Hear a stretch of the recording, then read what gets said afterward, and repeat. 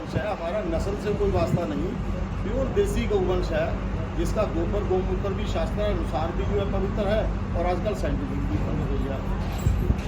एक ना सर पीछे जी गल उठी थी भी जितनी गौमूत्र तैयार होता है तो उतनी दवाइयाँ कितनी ज़्यादा बन रही हैं गौमूत्र से, पर उतना गौमूत्र पैदा नहीं होता हिंदुस्तान के पीछे।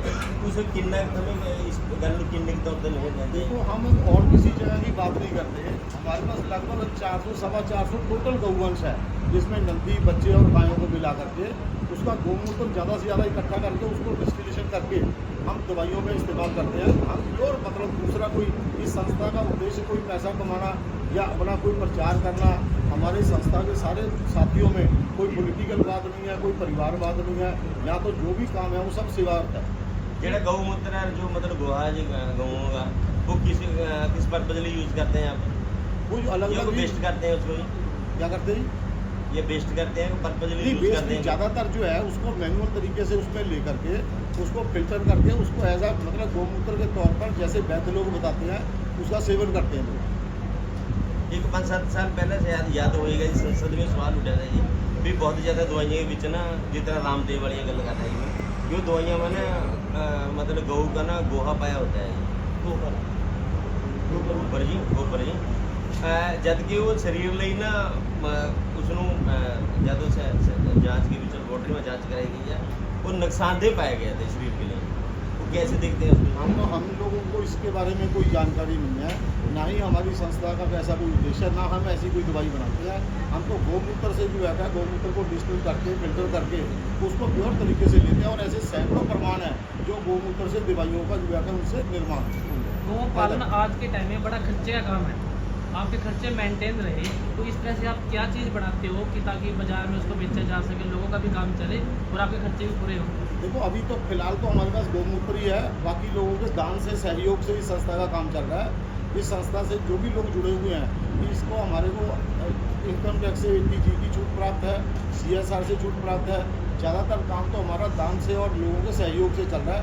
हमारे पास ऐसी कोई दवाइयाँ नहीं है जिसको बेच करके इस संस्था का काम हो जाए। इस गौशाला में अकेली देसी गऊ है या बाहर जो सड़कों पर गऊ घूमती हैं उनको भी लाया जाता है? सड़कों से उठाई हुई भी गाय माता हमारे पास है, लेकिन प्योर देसी गौ माता है, दूसरी विदेशी कोई गाय नहीं। आप कोई ऐसी कोई अपील करना चाहते हैं जिससे कि इस गौवंश को चलाने में या इस मंदिर को चलाने में सहयोग आपको मिले? हम पूरी दुनिया में पूरे भारतवर्ष में नहीं पूरी दुनिया में यही अपील करना चाहते हैं कि घर घर में माँ बाप का सत्कार हो, गौ माता से प्यार हो, जहाँ भी जैसा भी लोग उसको समझें उसी तरीके से गौ की सेवा में लगे। हमारे यहाँ गौ सेवा में सहयोग करने के अलग अलग तरीके हैं, 1 ईंट से लेकर के 1 किलो बजरी से लेकर के 1 किलो सरिये से लेकर के कोई भी अपना सहयोग किसी भी जात बरादरी का यहाँ पे करे। इनकम टैक्स से छूट प्राप्त है, CSR की छूट प्राप्त है, उसको भी रहता है। ये सबके सहयोग से यहाँ तक पहुँचे हैं। आने वाले समय में भी सबसे अपील करते हैं कि सबसे सहयोग से हम आगे पहुँचें। पंजाब में काऊ सेक्स करोड़ों इकट्ठा है, लेकिन उसके बाद में भी क्या काऊ सेक्स पंजाब गवर्नमेंट से आपको कुछ मिलता है? पंजाब गवर्नमेंट से कभी हमारे को कभी कुछ नहीं मिला। ये अक्सर क्वेश्चन होते हैं कि काऊ सेस के नाम पे भी थोड़ा पैसा इकट्ठा होता है। ना हमारे पास आपके पास जाने का समय है, जितना समय हम सरकार के पास जा करके घूमने में बर्बाद करेंगे उतना हम आपस में सहयोग करके मेहनत करके यहाँ से प्राप्त करेंगे। हमें किसी प्रकार का कोई सहयोग प्राप्त नहीं। जिस उद्देश्यों को लेकर आपने माता मंदिर को खोला, बच्चों में संस्कार पैदा हो और उनकी पूजा करें, कितना सफल रहे हैं आप? कोई मिसाल ऐसी कोई कहानी आप बताना चाहें? ऐसी सैकड़ों कहानियाँ हैं, ऐसे सैकड़ों माता पिता हैं जो जिन लोगों ने आकर के जैसे हमारे अभी प्रधान जी ने बताया, ये लोगों ने बताया कि हमारे बच्चों का रवैया ही चेंज हो गया। परम पिता परमेश्वर की संस्कार रूपी वाटिका के सबसे सुंदर पुष्प घर में बैठे माता पिता और गौ माता की धूमिल होती खुशबू को पुनः उजागर करना माता पिता गौधाम परिवार का उद्देश्य है। ऐसी बहुत सी उदाहरणें हैं। 10 अप्रैल को आप लोग यहाँ आएंगे, उनमें सैकड़ों परिवार ऐसे होंगे जो बार बार यहाँ आते हैं और ये कहते हैं कि हमारे बच्चों का जो है रवैया हमारे अपने अपने के प्रति चेंज हो गया। जैसे आप पूछ रहे थे ना गौमूत्र के बारे में, मैं ये बताऊँ, मैं 35 साल से गौमूत्र खुद पीता हूँ और मेरे को कोई बीमारी नहीं, किसी भी बीमारी की मैं एक भी टेबलेट की लेता हूँ। 10-12 साल से यहाँ से, उससे पहले देसी गाय का जहाँ से गौमूत्र मिलता था, खाली पेट में गौमूत्र डेली लेता हूँ। और मेरे जैसे बहुत लोग हैं जो हमारी निगाह में हैं। यहाँ एक आए थे, कैंसर के मरीज थे, महीना 20 दिन रहा, यहाँ रुके, कैंसर ठीक करके गए अपने यहाँ से। गौमूत्र में गाय के, देसी गाय के, बार बार मैं एक बात रिपीट करूँगा कि गाय जिस गाय की हम बात कर रहे हैं वो देसी है। जो जर्सी गाय है वो जर्सी गाय नहीं है, वो मिक्स ब्रीड है। वो तो एक विदेशियों का षड्यंत्र ही है, हिंदुस्तान में भेजना बीमारियों का घर। देसी गाय के अंदर इतने गुण हैं इसके गौमूत्र के अंदर कि उससे जो रेगुलर आदमी ले रहा है, अगर फिट आदमी भी एक लेना शुरू कर देगा उसको कोई बीमारी नहीं होती। 30-35 साल पहले जब मैंने लेना शुरू किया है तो मेरे को कोई बीमारी तब भी नहीं थी, आज भी नहीं।